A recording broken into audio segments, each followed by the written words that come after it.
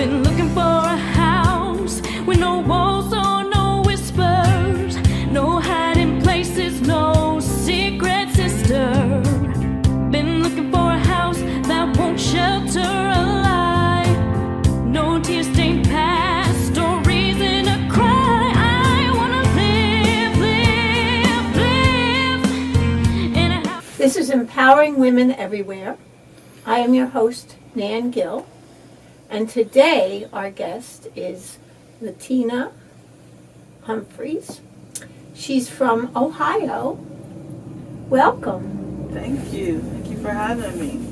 Latyna is the current president of the Central Ohio Young Black Democrats. She was appointed as president of the organization. The Central Ohio Young Black Democrats are chartered under the Ohio Democratic Party.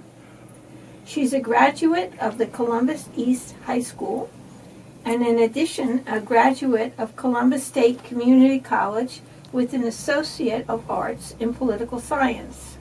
And she's currently studying for her Bachelor's of Science from the Franklin University, majoring in applied psychology. Ms. Humphrey is a tremendous champion for minorities. She is a mother, community leader, organizer, speaker, and an advocate for women's rights. Welcome.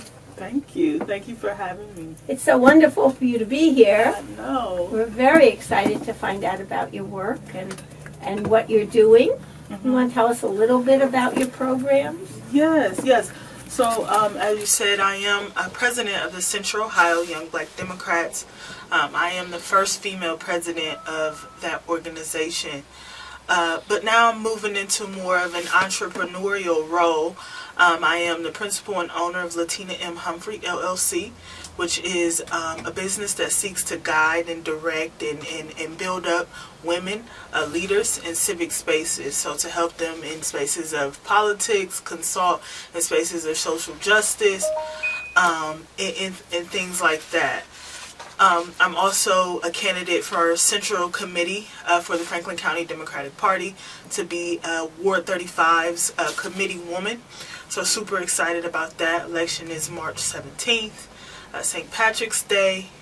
And I just do a plethora of different things, but I'm here and I'm just so excited for you to have me. Oh, we're happy to have you too. Yes, what is your biggest passion? Wow, that's a good question. My biggest passion is to help develop the next set of leaders. And I do that a little bit, or I do that a lot in Central Ohio Young Black Democrats. I help them to think consciously. I help them to, speak up and use their voices on behalf of minorities, on behalf of the underserved and the underprivileged. We go out and we advocate for our communities, which 9 times out of 10 are your poorer communities that are struggling. And my passion is really just to make sure that I am helping people and putting people in positions to be the best that they can be. Because we know that we all have purpose, and my goal is just really to get people to start to realize that purpose that they have inside of them. I understand that you wrote a book. Yes. You want to tell us a little bit about your book? Yes. So here's the book here. It is Girl, You Can Do This, I Did. Let me see. Yes, ma'am. Yes, ma'am. And she did. She really did. Right. Okay, so tell us a little bit about the book. Yeah, so, okay, I'm going to tell you a little bit of a backstory. So I got into politics about 4 years ago, and I didn't get into it traditionally. I started by serving. I drove back and forth to Flint, Michigan from Columbus, Ohio to help with the Flint water crisis. And I gave them my water, I gave them my money, and I did that for 6 months bi-weekly off my own dime. And from there, I became president of Central Ohio Young Black Democrats, secretary of the Ohio Young Black Democrats, and really becoming a leader across the country. And so I wrote this book because I wanted to inspire the next woman who, like me, only has an associate's degree or doesn't have any degree at all, but has a heart to serve, right. To develop that confidence that they need to be successful in whatever that they decide to do. And so, yeah, I created this book for the woman that's trying to get it together, that's trying to kick it in gear. And my hope is that it helps them. So what you're telling me is that if a woman does not have a college degree, that she's a stay-at-home mom, or if she's working just to pay the bills, even if she's a single parent, she can be involved in making the place better and actually increasing her share of the bounty that's in this country. Absolutely, absolutely. It is for women who want to become leaders, and it's for women who just want to become better. And like I tell people, I plan to write more books that are more politically focused, but this book specifically is just for the woman to be the best that she can be, because I believe before you can go try to change the world, you have to be okay in here. Right. You know? And so that's what this book is about. So give us some hints about how you become okay in here. So I think personal affirmation was key for me. So December of 2015, I was laying in my bed. I was so upset about a breakup. And I was like, you know what? I'm sitting here depressed about whatever. And I know that I have purpose inside of me. And so what I did for the next month or two is I would wake up, you are wonderful, you are purposeful, you are capable, you are able. And I did it over and over and over and over until I really started to believe it. And so what they can expect to see and hear is to learn some affirmations that they need to say about themselves so that they can start to believe it, because the reality is, it's true. Okay. Yes, ma'am. Now, what is your feeling about spirit?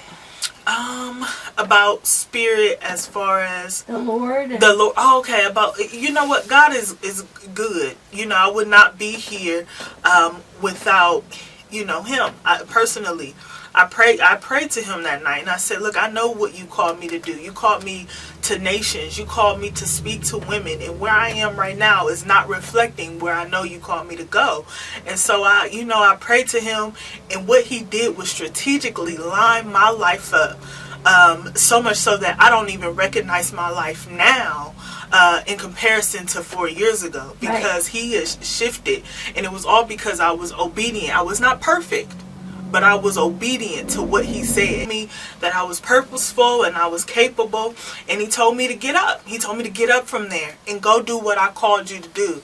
And from that day, I ran for my life. That's how I came up. I said, you know what? There's an issue going on in Flint. Like, I could really help with this. Right. What I did was, and it was timing. God is so strategic. Oh, my Lord. Timing, because I had just got my tax return. And He said, you know what? You fix your Toyota 2007 Toyota Camry up. You fix it up, and I'll take care of you. I bought waters, and like I said, I drove 4 hours back and forth for 6 months of my own dime, and I listened to Him. And I think that, you know, you want to be obedient to God all the time, but when you really listen to that instruction, He will carry you to where you need to be. And me listening to Him and sacrificing so much, a lot of people didn't understand. My own mother didn't understand. Why are you driving back and forth here? And now they look at me and they're like, okay, so now we see who you was listening to and why you were listening to Him. Yeah, it's amazing. Yes, ma'am. So, in your opinion, what's the most important thing or the most important direction that people of consciousness in this country should be involved in doing? I think that, you know, I don't want to say whatever the cause is, but I think we know what the good causes are. I think we know that we need to fight on behalf of the underserved. We need to fight on behalf of the people who are hungry, who are struggling, who are going through, you know, situations every single day that are in turn traumatizing them, that they're going through, you know, family or generational curses. Like, we need to be able to have consciousness about that and fight on behalf of a cause that will help them. And so for me personally, I know that in African American communities and poor communities, people are struggling. Lack of education, you know, lack of affordable housing. We need to be able to fight and be willing to do organizing activities to raise people's consciousness, whether that is door to door, whether that is community forums, but they need to be continual and they need to be consistent so that people know that there are issues. Well, they know that issues are going on, but they need to have some type of hope that other people are working on these issues and that they can join along too. Now, a long time ago, I had this vision that if everyone helped the person that they came in contact with that was in a less position than they are, that it would just spread over. Absolutely. So it's not that you have to feel that you're hopeless, but you just have to, and that's what Mother Teresa said. I'm helping this one. Just help this one. Whoever it is that you come in contact that needs help. Absolutely. Yeah, Yeah, definitely. For me, I agree.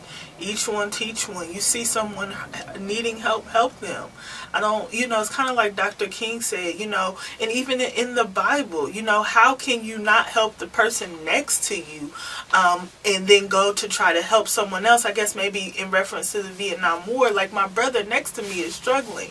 How can I go somewhere else and try to fight there and help there if my brother that lives next door to me is struggling? Right. And if you can help your neighbor, then that neighbor gets stabilized. They can help their neighbor. Right. And it's just a chain reaction. That's it. One helping another. Yes, ma'am. So, I understand that you met with Tom Sire. Do you want to tell us a little bit about him and if you feel that his programs are sufficient? Yes, so I met with Tom in October. So my team and I and another organization in Columbus, we met with him. It was a last minute thing, but we run the organizations within the party, so they called and he said, hey, he would like to sit down and meet with you all. And so we talked about a lot of different things. We talked about, affordable housing, because that's just a real big thing going on in Ohio, and I'm sure everywhere. And we talked about the homicide rates that are climbing. I think safety is primary. Yeah, and so we talked about all of those things. What I will say about Mr. Steyer is that he has a wonderful team. My hope is that, he becomes more clear on the policies that he wants to implement. And this is not a hit on Mr. Steyer. I think that he's a wonderful person. And I enjoy, having that conversation and having that dialogue with him. But I think in order to cross the finish line, he's going to have to be clear about what his policies are specifically, for rural communities, right. specifically for, African American communities and things like that. Because he wasn't really clear. When I had asked him the question about the homicide rate, it was just like, in office, my first day in office, and I'm sorry if I'm not quoting this correctly, but my first day in office, I would implement with the DOJ to review all the tapes. It just wasn't clear to me. Right. I'll be honest. And He has to be more clear. He has to be more clear. Yeah. Yes. For women, what do you think are the most important issues? Reproductive rights. I think reproductive rights, it's not the only issue, but reproductive rights is a big thing. We want to be able to control our bodies and make decisions with our bodies. And not to just push this on men, but men are able to make decisions for themselves, and we should be able to do the same thing as well. And it's not rocket science. I believe a couple of days ago, it was the 43rd, or it was the anniversary of Roe v. Wade, and it's just disturbing that we're still fighting that fight to protect Roe v. Wade. Also, I think another thing that is important to talk about is, the income inequalities, the income inequity. White women in comparison to white men only make 75 cents on the dollar.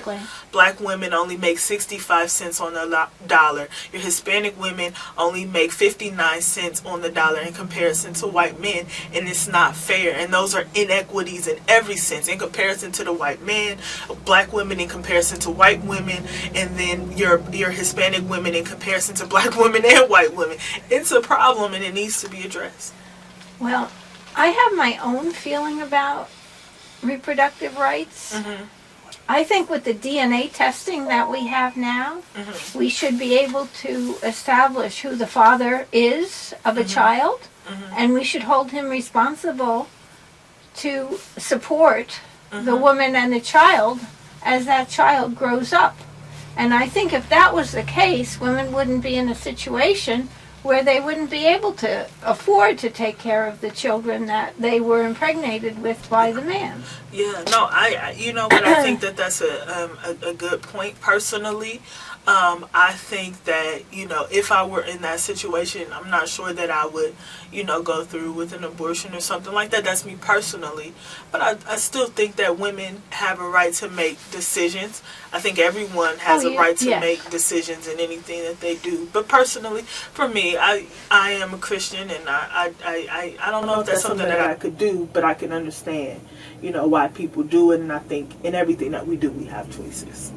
But we should have a choice for women where they could choose to have the child and not have to worry about having to be the entire support for that child. That's true. I think that's a right that we have as women, to be able to bear our children and know that we're going to have the father help us with the child. And I think if that was the case, men would be a little more careful as far as what they're doing. That is true. So that's true. My feeling. Yes, ma'am. Okay. So you recently met with Congressperson Joyce Beatty. Can you discuss with us some of the things that you covered? Okay. So I met with Congresswoman Joyce Beatty last Saturday. And I had an event with my organization and also a university, Capital University in Columbus, Ohio, their student government. I hosted the program, and I thought it would be just, since we were having it at the school, why not invite Capital University's student government to come? And we spoke to her specifically about, you know, the issues that affect Black and brown communities, and we spoke to her specifically about issues that affect students. In one of the questions that I asked her in Columbus, Ohio, I think today is January 23rd. I think we've had a homicide a day. And it's unfortunate. And that's something that I felt needed to be addressed. I talked to her about that. Also, I think we all know people who are graduating from school, they have an overwhelming amount of debt unless they've had grant scholarships or things like that. And we talked about that. We also talked about, you know, the job market. We talked about affordable housing. Is there anything in place as far as affordable housing that is going to create jobs? Is there something that she's going to do to, you know, sustain housing costs? Because we're having a lot of issues. We talked to her about LGBTQ rights and how can we protect those people. We also talked about diversity on Capitol Hill, because what we know is that in a lot of those offices we don't see women, a lot of women, or a lot of women of color, or LGBT persons and things like that. So we want to make sure that, you know, we have opportunities sitting there talking to her, that in the next 5 years my team or any of the other students could see themselves on Capitol Hill. Right. You know? So we talked to her about a plethora of things. Okay. And she was very receptive. Now, you're doing such amazing work and bringing, and so selfless. How was your childhood? I mean, what were you up against growing up? Well, I had an interesting childhood and I'll be honest, from probably birth to 12, it was really good. My mom was doing really well. But when I turned about 13, she got addicted to drugs. My mother, and my life wasn't the best. And I don't want to get emotional, but it wasn't the best. But when I turned about 19, I had a class in and I'm sorry for crying. But when I turned 19, I went to Ohio State, Newark, and I met a professor there. His name was William T. Dower. And we started talking about Dr. King and things like that, and he kind of got my soul burning. And then that's when I became interested in politics. But it took a long time, because that was before I had my son, so I think it was 2011. Right. And I didn't, as you know, I didn't get started till 2015. Right. As far as really working into politics, but that was the turning point for me, because then I understood that politics was the way to change the world. If you want to change anything in the world, you need to do it by policy and by legislation and things like that. So, childhood was pretty good until 12, 13 to about 18. It wasn't the best, but thank God that I knew. One thing my mom did instill, and I would be remiss if I didn't say this, despite her mess ups, she always let me know that I was able and I was capable and I was called to do great things. And so, whether she was doing the right thing or not, she had a demand on me to be the best that I could be. And thank God she's not there now, and she's amazing. Okay. So basically, from your life, we can see that whatever you're facing now, and that's why it's so important for everyone to reach out to someone that is going through a difficult time. Because that person, if you reach out to them, they can actually join hands with everybody else and move forward to making the world a better place. Yep. Which you are doing. Trying to. And that's definitely. why we're so blessed to have you here with us. Thank you. And so excited about the work that you're doing. Thank you. Thank you. So, how do you feel about the tenure that's happening in this country with white nationalists and this kind of backlash that's coming about? Okay, so I think that that's kind of deeply rooted. I think that what we are realizing or what we're seeing is something that we hadn't seen in a long time, especially like my generation. And so it's new to us. But one thing I try to urge people to understand, and a lot of people who don't always look like me or didn't grow up, in earlier times, they think that it wasn't real or it didn't happen. And so for me, I think even for my organization is saying that white nationalism has always been here. But because of Donald Trump kind of rearing its ugly head and taking it off, now I think everybody is taken back by it. And so white nationalism is not something that is new. It's not something that is appropriate or acceptable either. But we just have to learn how to revert back to the tactics of Dr. King. Because that's a hero of mine. Obviously, I've never met him, but I loved how he handled situations like that, and he was very strategic, very, very strategic about how he handled situations. So he wasn't violent, as we all know, but he had the ear of the president, Lyndon Baines Johnson. He had the ears of your other local elected officials, and I think we just have to learn how to combat it and learn how to combat white nationalism strategically, and that's by community organizing. That's by having to sit down with your elected officials. That's by trying to figure out some type of way. You can't make someone do the right thing. You can't change people's mind, but you can make them respect you in a sense. It's like, I don't know if respect is the right word, but you can say, you're not touching me. I don't know what you do at home, but you're not touching me. You know?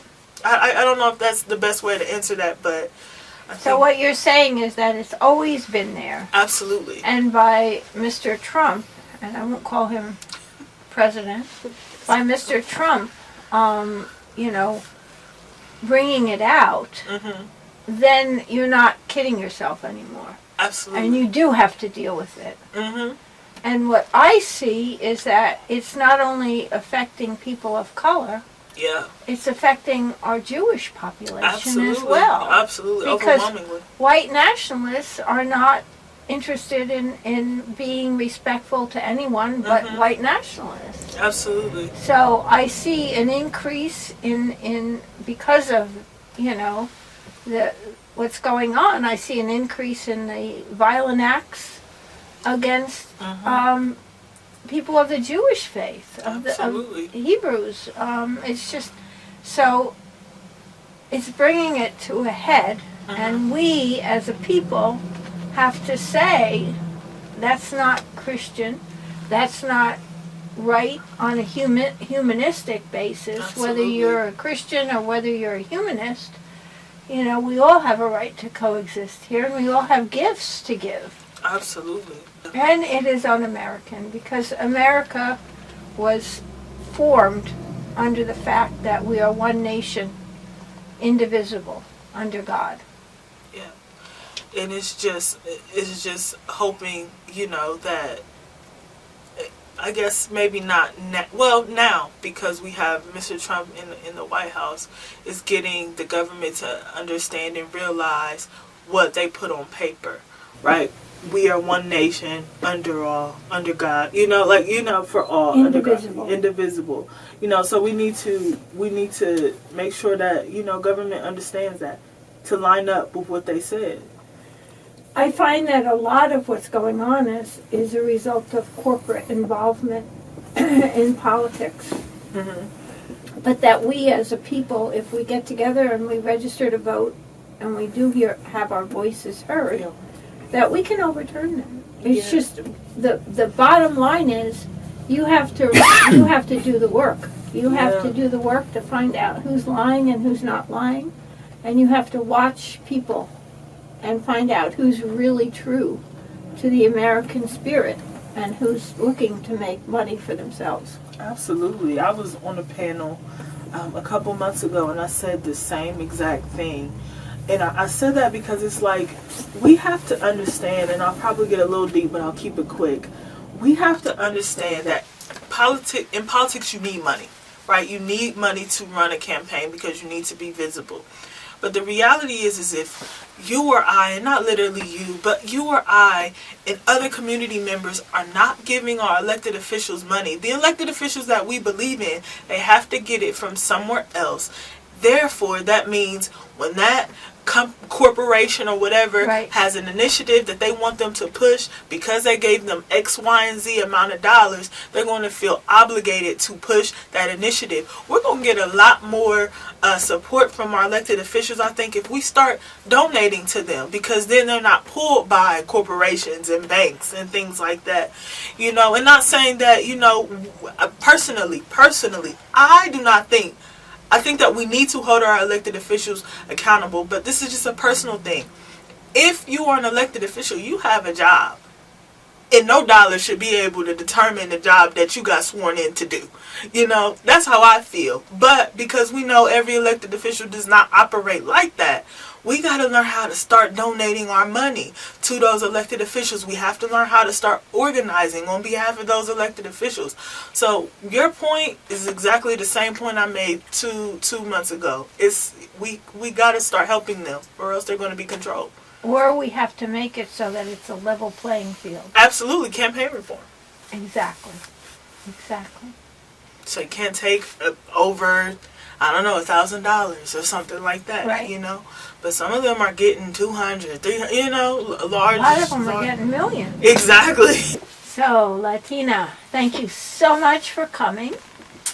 Latyna flew in from Columbus, Ohio to be with us today, and we truly appreciate you coming and filling us with all your wonderful things that you're doing and your vision for the future for the U.S. and all of the United States as citizens. Absolutely. Thank you so much, Nan. I appreciate you.